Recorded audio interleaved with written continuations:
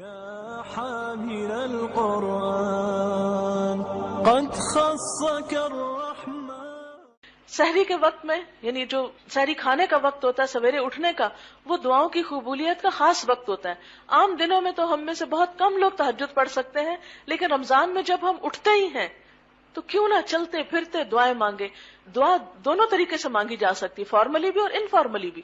آپ پراٹھے بنا رہے ہیں تو آپ کیا کریں، ساتھ ساتھ اللہ تعالیٰ سے باتیں کرتے رہیں، اپنی اپنی دعائیں کرتے رہیں، جو دل میں دھیان آئے، بجائے صرف پریشانیاں سوچنے کے اور غم کھانے کے. کیا کریں، فوراً غم آئے اللہ تعالیٰ میری مشکل آسان کر، کوئی تکلیف آئے، کوئی دل کسی کام کے کرنے کو چاہے، موقع نہ میسر آ رہے ہو، کوئی آپ کا مسئلہ مسائل ہے، کھڑے کھڑے آپ ان دعاؤں کو دہراتے رہیں، یہ سوچ کے، تصور کر کے کہ اس وقت اللہ تعالیٰ آسمان دنیا پر متوجہ ہیں ہماری طرف اور خاص قبولیت کی گھڑیاں ہیں، ان کو ضائع نہ کریں.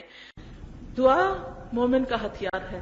رمضان میں دعائیں بہت قبول ہوتی ہیں، سحری کے وقت دعائیں قبول ہوتی ہیں. آپ کو معلوم ہے نا، رات کے آخری حصے میں اللہ تعالیٰ آسمان دنیا پر آ جاتے ہیں اور بندوں کو پکارتے ہیں، اور بندوں کے خصوصی طور پر گناہ معاف ہوتے ہیں. اور مومن بندوں کی صفت کیا بتائی گئی ہے، وَبِالْأَسْحَارِ هُمْ يَسْتَغْفِرُونَ، سحری کے وقت وہ استغفار کرتے ہیں.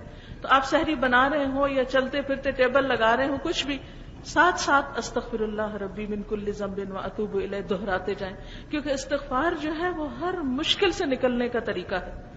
زندگی میں کوئی بھی آپ کے جو تکلیف یا دکھ یا مشکل یا پریشانی ہے، اس کو آپ ذہن میں رکھ کے خوب خوب استغفار کریں.